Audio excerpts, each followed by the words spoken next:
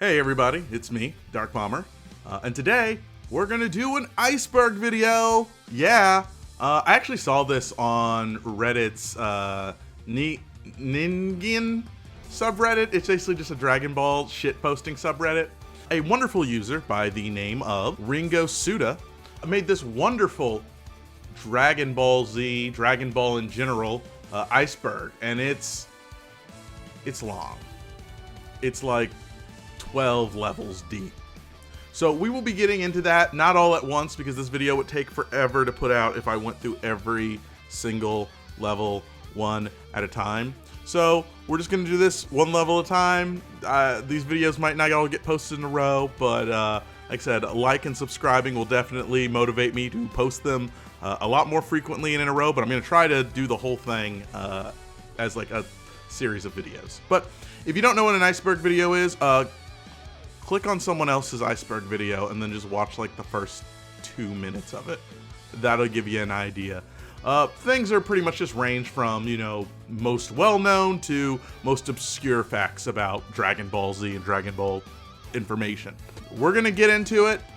A lot of this, I'm actually gonna be honest, for this first one, I really didn't bother doing a whole lot of research because I pretty much know everything. I've been watching Dragon Ball Z since I was like a kid and have seen all Dragon Ball, Dragon Ball GT, Dragon Ball Super. I've watched just about every movie. I've consumed more Dragon Ball media than I care to admit. Over here is an entire shelf dedicated to just the Dragon Ball figures that I've collected, and I still have some in boxes that I have not opened. Long story short, I'm a big Dragon Ball fan. So we're gonna get into it. So let's just jump right into it, shall we? So we're at level 1, base form. I do think it's cute how all the levels are named after different Saiyan transformations, but I digress. Level 1, base form. The first person on the list is Akira Toriyama. I would be surprised if you don't know who Akira Toriyama is. He is the creator of the Dragon Ball series, as well as a lot of other well-known manga, such as Dr. Slump.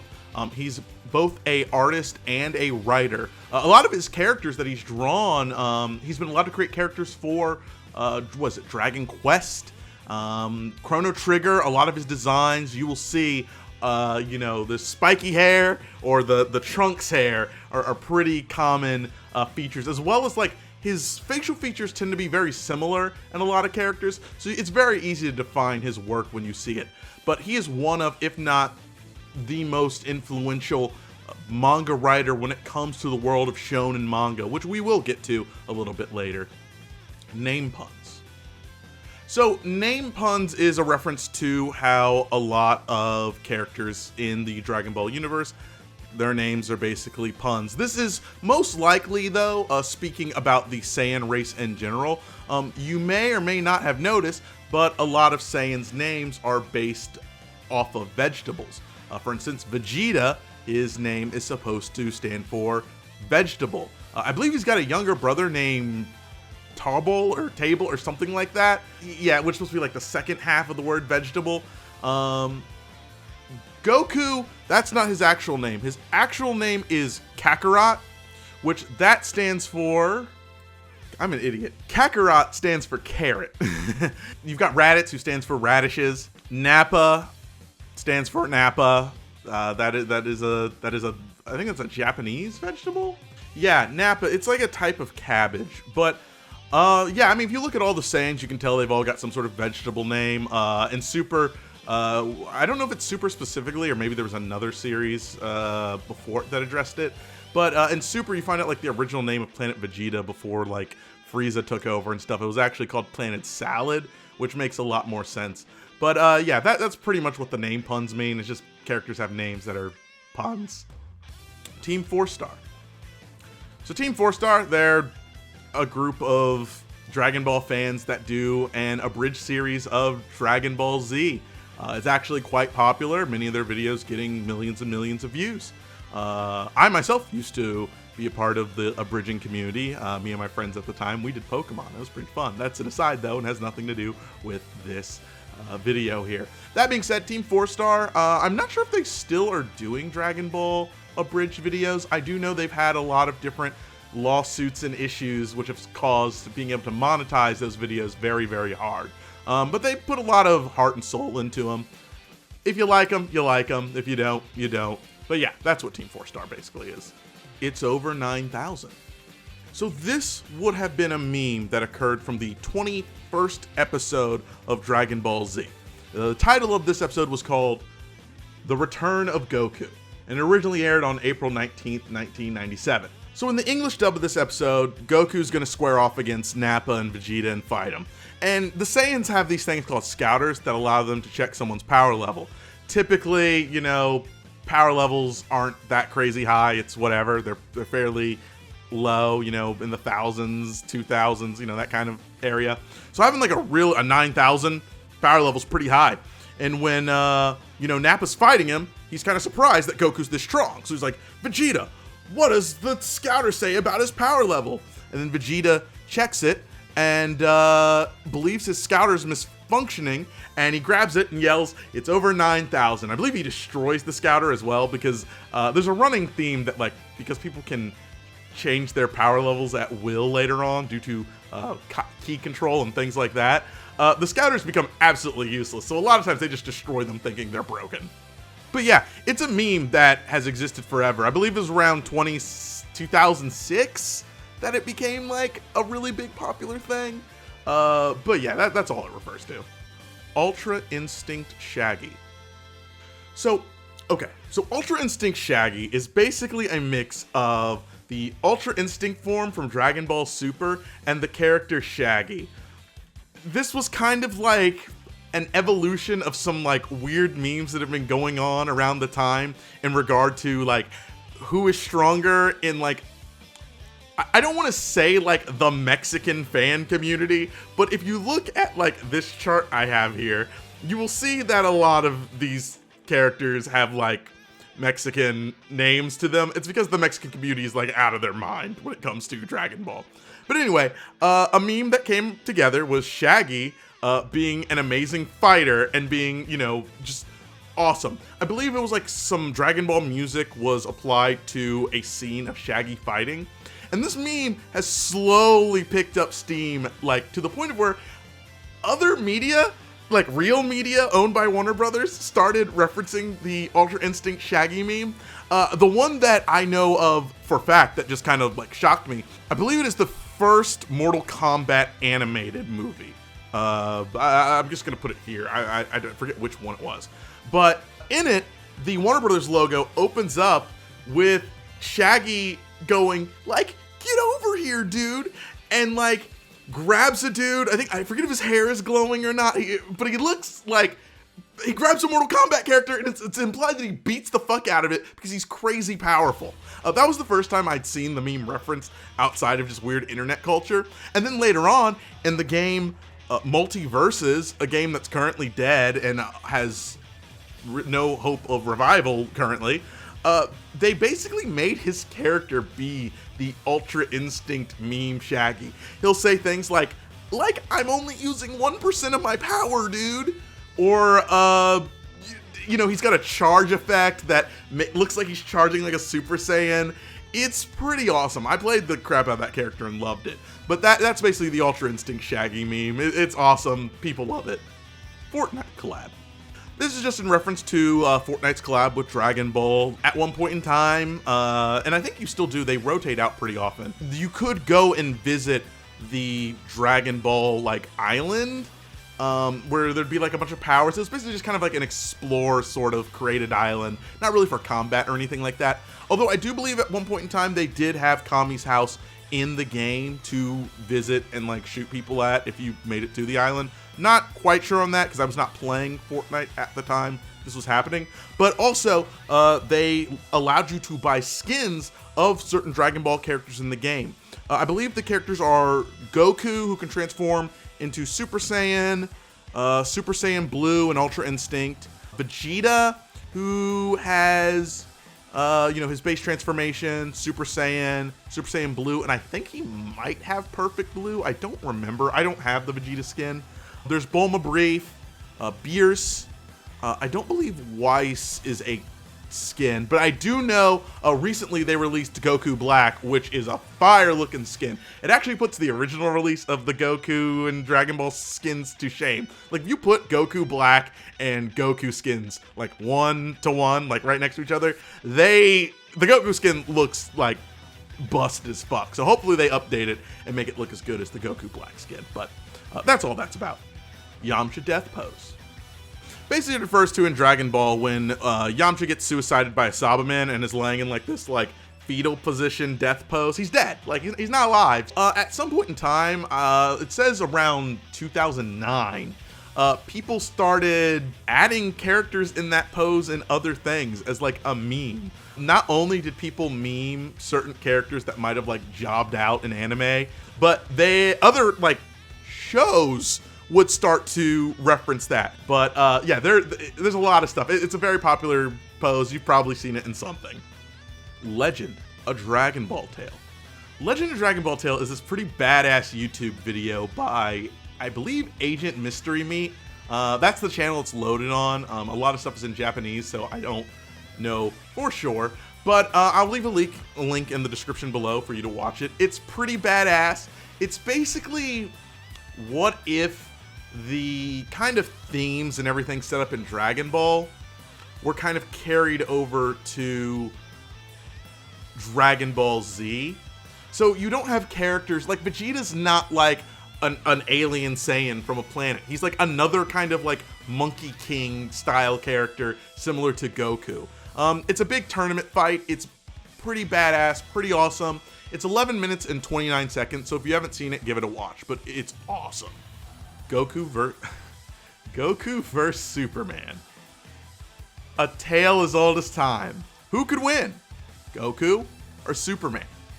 That's pretty much all this is. It's a question in the fandom that's been asked forever. Who would win in a fight? Goku or Superman? Honestly, if I'm gonna be real, Goku. Like, very easily, actually, Goku, I feel like, could beat Superman. I'm a big comic book reader. I read a ton of Superman. I've watched a bunch of Dragon Ball Z. And I'm telling you, canon-ass Superman cannot beat Goku. Like, you might be able to pull some Goku from, like, another, multiverse or whatever, but at the end of the day, Goku is beating the fuck out of Superman. I'm sorry. But it's all, it's just a thing a question that always gets asked.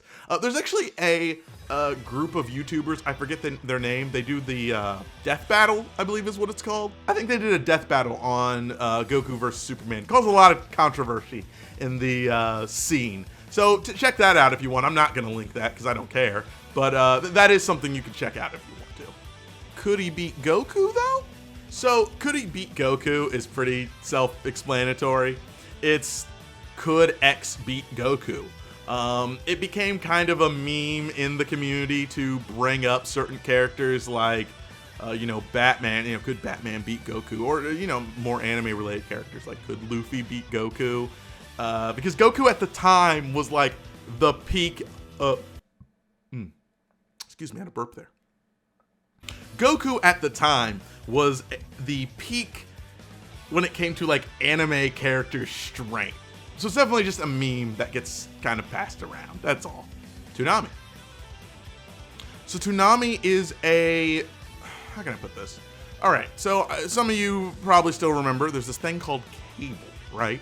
That if you plug a TV into the wall and then pay a company a bunch of money, they will allow a signal to get sent to your TV or even cable box that you can plug into your TV that will allow you to receive cable and various channels. One of these channels was Cartoon Network, and they had a block called Toonami where they would air not just like random cartoons, but also like anime that was localized for a younger audience. Dragon Ball was one of the first animes to air on this new network block. It's where I mostly saw Dragon Ball. I did see Dragon Ball on Fox sometimes, but like its longevity and pretty much the majority of its run was on Toonami. 5 minutes. 5 minutes, man. So 5 minutes is in reference to Frieza. After like basically doing this giant death ball and centering it into the core of planet Namek so it would explode, tells Goku the planet will explode in 5 minutes, and if you're gonna beat me, you need to beat me in 5 minutes, otherwise the planet's gonna explode, and I can survive the planet exploding. So, best of luck to you. Then the fight then proceeds to take multiple 30-minute long episodes, for there then to be, I believe, an entire episode where Goku is just trying to figure out how to escape the planet before it explodes. 5 minutes is definitely more like 2 or 3 hours in the grand scheme of things, but it's just a meme quote, that's all. Super broke the internet. So this is in reference to how when Dragon Ball Super first started airing, a lot of like the typical illegal streaming sites or like torrent sites that you could typically just like take full episodes and watch for free through the lovely method of piracy, they all kind of just crashed when Dragon Ball Super came out. It was very difficult to access it. Everyone was trying to watch Dragon Ball Super when it first aired. And yeah, it kind of broke the internet for a little bit. That's all that's in reference to. Totally Not Mark copyright strike. Okay, so this is in reference to the YouTuber Totally Not Mark. I don't know if you've ever seen any of his stuff. You may have. But he does a lot of videos on anime and manga. Specifically, anime and manga owned by Toei Animation. Well, Toei Animation one day decided, we're just going to copyright strike all of your videos that have Toei Animation content on it. So not only was Dragon Ball, Dragon Ball Z, Dragon Ball GT, and Dragon Ball Super videos all flagged, but also stuff he did with talking about One Piece at the time, which he was getting really into, got a ton of copyright strikes. So his whole reading through, he basically was going through and reading through the series of One Piece and Dragon Ball and kind of putting them up into chunks. Yeah, all that stuff was just gone. His channel basically was going to be shut down, and his way of making money was ruined. He put out a whole video about it and was basically like, hey, if I tried to even fight these copyright strikes, to bring these videos back, it would take over 2 years because of YouTube's archaic copyright system. I felt bad for him, but I did stand kind of with him when he was like, hey, I'm not going to be doing content about Toei anymore. Hey, I feel like what they did, I've basically been giving them free marketing, and this is how they treat, fans of their work. No thanks, I'm just not going to talk about it anymore. And that lasted maybe a couple months before he started making videos on Dragon Ball and One Piece again, because my man knows where the views were at. So, but that's really all that was. There's a whole probably videos about it if you care to find out about it. But a lot of that stuff was reinstated. I believe he was able to get YouTube to just let him block where some of his videos aired.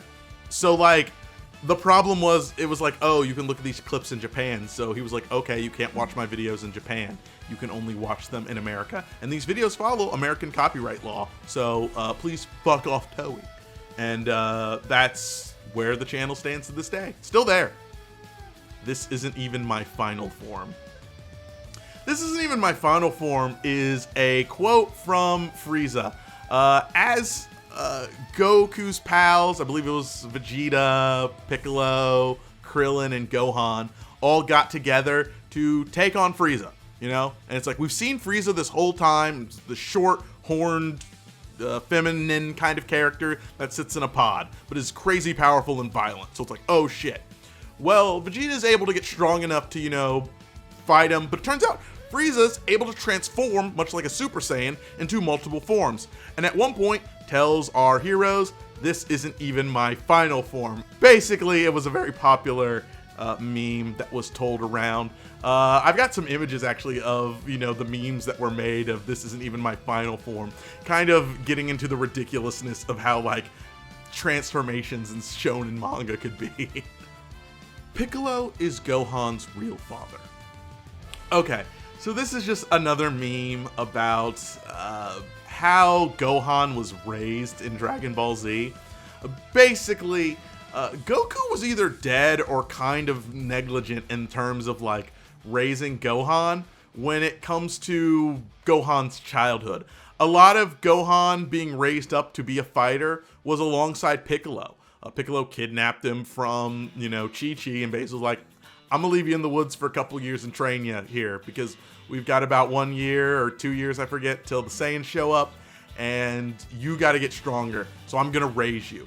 And it kind of gets into as the adventures go on, Piccolo is always there for Gohan, and Gohan looks up to Piccolo.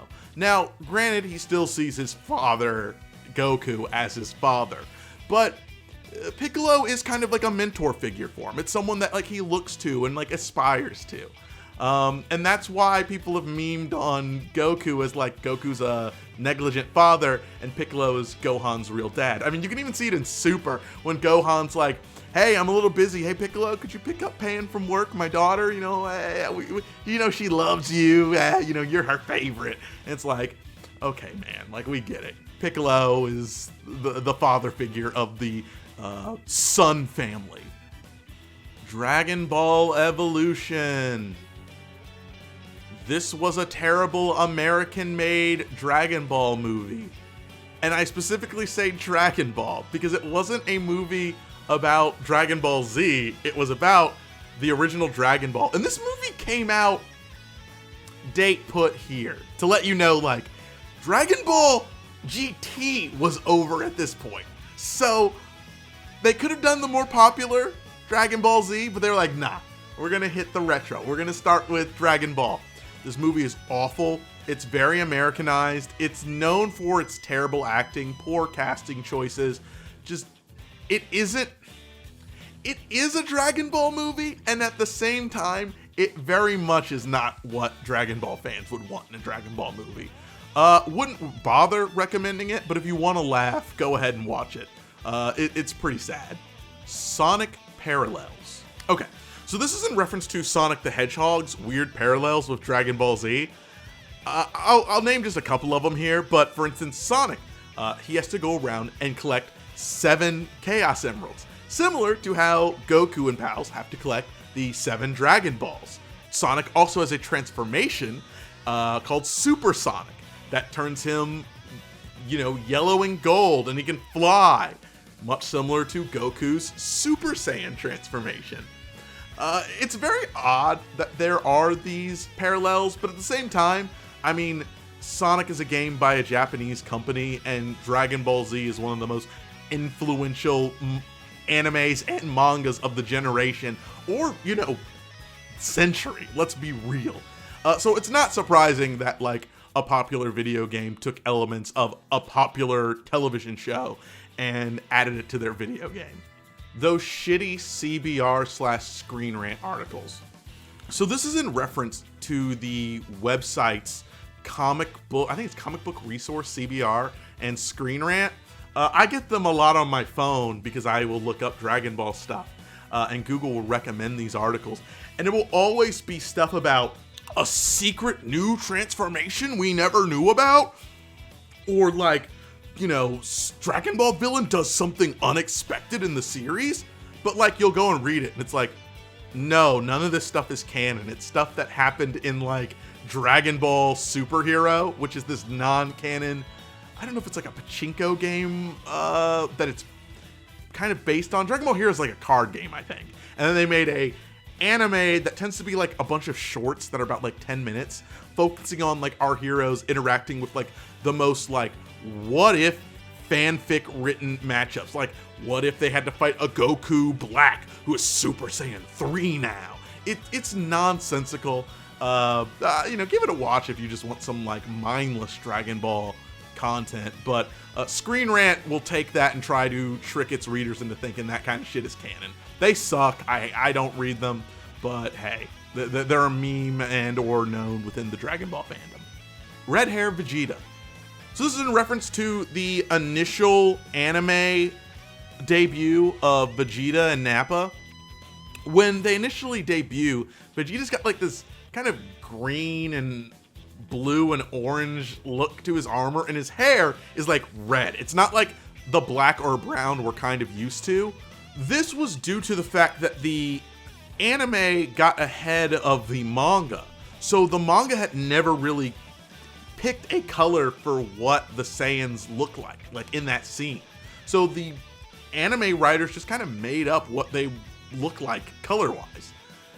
It wasn't till later that, Toriyama kind of stepped in and was like, all right, here's what their colors are, so you can do this color for the rest of the time. And after that, that's when we knew them as the white, yellow, and blue suits, and Vegeta's black hair. But you can see Vegeta definitely had a really interesting look back then. I really want the SH figure arts of this look, but it's so expensive, I will probably never be able to afford it, other than if a third party makes a knockoff version. Blue hair Trunks. Okay, so this is in reference to how Trunks initially, when debuting in Dragon Ball Z, had purple hair. It was pretty obvious his hair was purple. There was no dispute over that. But later, in Super, when he returns as the same future Trunks, his hair is now blue. And that caused a bit of a problem with people who had issues with some of the plot holes that had also been going on during the Goku Black arc in regard to how time travel works. It was a very confusing arc of the anime. I and others have kind of related this to, over time, his hair just naturally went from purple to blue, especially when you look at Bulma, who early on did not have blue hair. Bulma was drawn with purple hair. Later on, her hair turned blue. So I think this is just in reference to the fact that, she's Bulma's kid, and Bulma also has blue hair now. So that's all. Why don't they wish the Saiyans back? So this is a fandom kind of question that gets asked a lot. Actually makes sense once you understand how some of the mechanics in Dragon Ball work. But basically the question is, they have this thing that can grant wishes. Why don't they just wish the Saiyan planet back after Frieza killed them all? You would think Vegeta and, the Saiyans who at least remember Planet Vegeta would want to bring back everyone they lost thanks to Frieza's genocide of them. But that's not actually possible, at least with the normal Dragon Balls. The normal Dragon Balls only work to resurrect people who have died within the past year. That being said, I don't even know if they even care to follow that logic anymore, because the old Dragon Balls got replaced with a new set of Dragon Balls after Piccolo and Kami fused together. So Dende kind of made a new set that everyone would use, which had some new properties. Not to mention the Namek Dragon Balls exist and the Super Dragon Balls exist.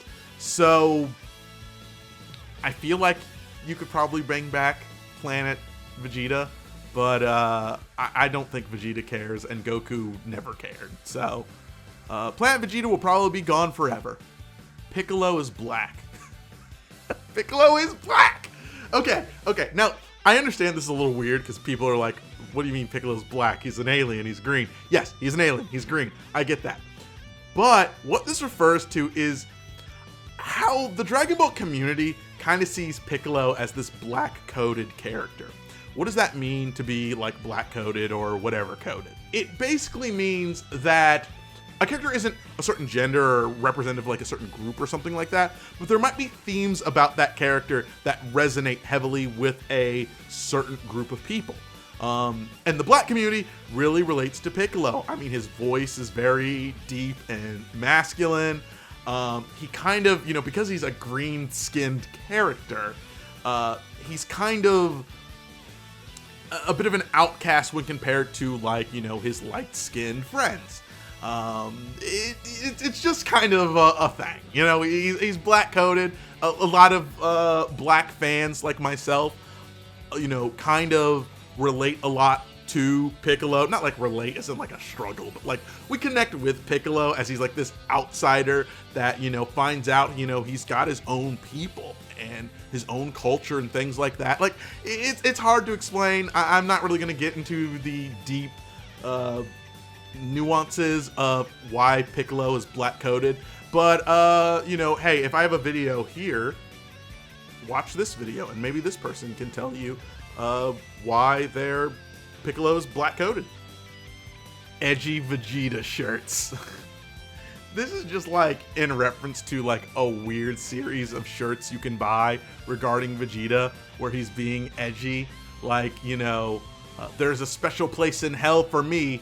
It's called a throne. That's the image that you saw here on the Iceberg. But there are other shirts. Here's one here. That's all this is in reference to. And the last item on level 1, influence on Battle Shonen. Dragon Ball Z and Dragon Ball, its influence on Battle Shonen cannot be understated. Most tournament arcs basically try to emulate what was the original tournament arcs in Dragon Ball. Those were some of the most popular and most interesting bits of Dragon Ball that got a lot of people on board. The transformations that characters go through. You'll see now in, a lot of shonen manga, main characters will get some sort of like transformation that takes them to the next level. Luffy has his whole gear system. There's characters in Bleach, I forget Ichigo. Ichigo's got his, own transformation. Like, that is pretty much what this is in reference to. You can point to things from Dragon Ball, how it's stylized its fights, and kind of see that in just about every battle shonen. Like, come on, name one battle shonen that doesn't have a tournament arc. Like, you might be able to, but it's hard. But anyway, that's it. I hope you enjoyed this video. I worked a little harder on it. I'm going to try to do a lot more videos using this style of shooting just because I think it's a little bit better and, lets us be a little bit more, intimate with one another. But I'll be back, for level 2. So in the meantime, chill. There may be some videos that come out in between these. Who knows? But remember to love yourself, and I will see you in the next one. Bye.